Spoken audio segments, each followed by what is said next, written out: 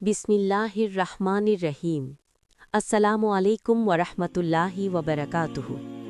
আপনারা সবাই কেমন আছেন? আশা করি আল্লাহ তাআলার অশেষ রহমতে ভালো আছেন। প্রিয় নবীজি সাল্লাল্লাহু আলাইহি ওয়াসাল্লামের প্রতি দরুদ শরীফ পাঠ করি। সাল্লাল্লাহু তাআলা আলাইহি ওয়াসাল্লাম। ইবাদতের জন্য প্রস্তুত হন। প্রিয় ইসলামী ভাই ও বোনেরা, রমজান মাস আমাদের জন্য এক মহান নিয়ামত। এই মাস রহমতের, মাগফিরাতের, নাজাতের মাস।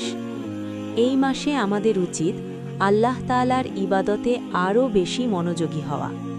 কারণ যদি এই বরকতময় মাসেও আমরা নিজেদের গুনাহ মাফ করাতে না পারি, তবে আর কবে পারব? আমাদের প্রিয় নবী সাল্লাল্লাহু আলাইহি ওয়াসাল্লাম রমজান আসার সাথে সাথে ইবাদতে অধিক মনোযোগী হয়ে যেতেন। যেমনিভাবে উম্মুল মোমিনিন আয়েশা সিদ্দিকা রাদিয়াল্লাহু তাআলা আনহা বলেন, যখন রমজান মাস আসত তিনি পুরো মাস জুড়ে আল্লাহ সন্তুষ্টি অর্জনের জন্য প্রস্তুত হয়ে যেতেন, আর পুরো মাস জুড়ে নিজের বিছানা মুবারকের উপর তাশরিফ আনতেন না। রমজানে দানের গুরুত্ব। রাসূলুল্লাহ সাল্লাল্লাহু আলাইহি ওয়াসাল্লাম ছিলেন মানুষের মধ্যে সবচেয়ে দানশীল, আর রমজান মাসে তার দানশীলতা আরও বেড়ে যেত। হযরত আব্দুল্লাহ ইবনে আব্বাস রাদিয়াল্লাহু আনহু বর্ণনা করেন, রমজান মাসে তিনি এত বেশি দান করতেন যেন প্রবাহমান বাতাস চেয়েও দ্রুত দান করতেন। তিনি গরিবদের সাহায্য করতেন, অসহায়দের পাশে দাঁড়াতেন, কাউকে খালি হাতে ফিরিয়ে দিতেন না। আমরা কি তার সেই সুন্নাহ অনুসরণ করছি? হাজার গুণ সওয়াব। রমজান এমন এক মাস যেখানে একটি নফল ইবাদত ফরজের সমান সওয়াব এনে দেয়, আর একটি ফরজ ইবাদত ৭০ গুণ বা তারও বেশি সওয়াব এনে দেয়। রমজানে একদিন রোজা রাখা অন্য সময় ১০০০ দিন রোজা রাখার চেয়েও উত্তম। রমজানে একবার তাসবিহ পাঠ করা অন্য মাসে ১০০০ বার পাঠ করার চেয়েও উত্তম। সুবহানাল্লাহ! এত বড় সুযোগ কি আমরা হাতছাড়া করতে পারি? রমজানের পাগল। প্রিয় ভাই ও বোনেরা, এক ব্যক্তি ছিল, তার নাম ছিল মোহাম্মদ।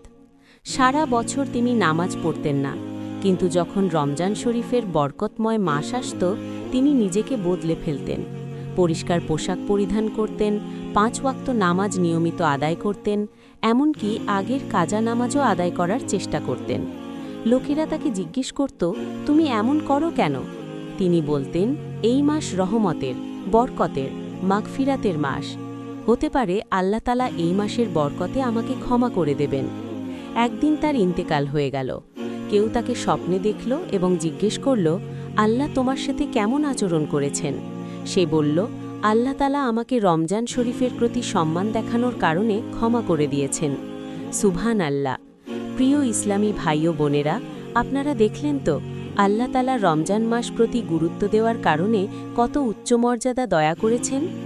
অন্যান্য মাসে ইবাদত না করা সত্ত্বেও শুধু রমজান মাসে ইবাদতকারীকেও ক্ষমা করে দিয়েছেন। এ ঘটনা থেকে কেউ আবার একথা বুঝে বসবেন না যে এখন তো আল্লাহরই পানা, সারা বছরের নামাজ থেকে বিরত পাওয়া গেল, শুধু বরকতময় রমজান মাসেই রোজা নামাজ পালন করে নিব আর সোজা জান্নাতে চলে যাব। আল্লাহ তাআলা অমুখাপেক্ষী। প্রিয় ইসলামী ভাই ও বোনেরা, আল্লাহ তাআলা কারো মুখাপেক্ষী নন। তিনি চাইলে সামান্য আমলের কারণেও বান্দাকে ক্ষমা করে দেন, আবার তিনি চাইলে অনেক আমল থাকা সত্ত্বেও কোনো ছোট গুনাহের কারণে তাকে আযাব দিতে পারেন। পবিত্র কুরআনে আল্লাহ তাআলা ইরশাদ করেন, অতঃপর যাকে ইচ্ছা ক্ষমা করেন আর যাকে ইচ্ছা শাস্তি দেন। সূরা বাকারা ২৮৪। শেষ কথা, রমজানকে হালকাভাবে নেবেন না। হতে পারে এই রমজানই আমাদের জীবনের শেষ রমজান।